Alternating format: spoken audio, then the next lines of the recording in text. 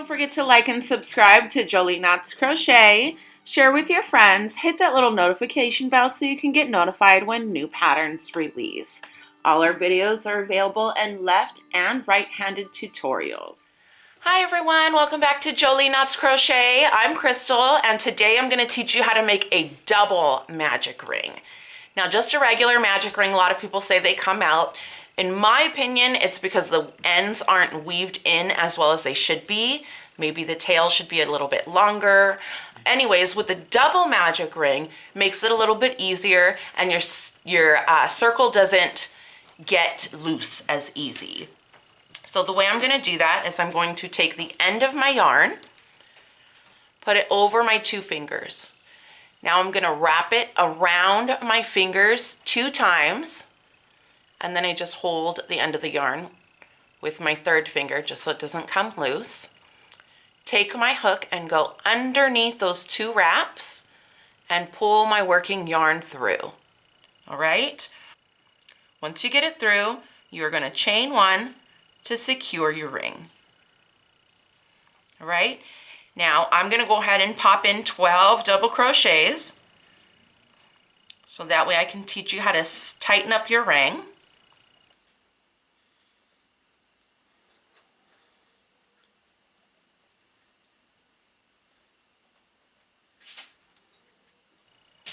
All right, so now what you're going to notice when you look at your ring, of course it's double, so it's got 2 strands.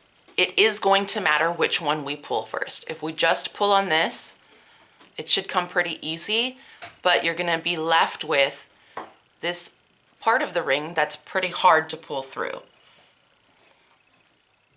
So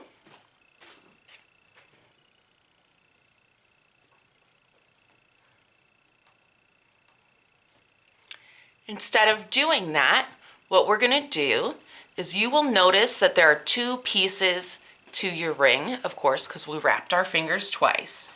Now, one of those is coming from the stitches themselves, all right? One is coming from the chain where we started, and one is coming from where we placed all of our stitches. So not counting this one, we're going to take the bottom ring, the one coming from where we placed all our stitches, and we're going to pull that one. Now we are going to take the end of our yarn and we're going to pull it the rest of the way. And that's it. Really simple, nothing to it. The only thing I think people get worried about is just pulling onto the right loop. Right, you'll go ahead and pop your slip stitch in and continue on with your project. Now, of course, you do not want to just snip your end like that.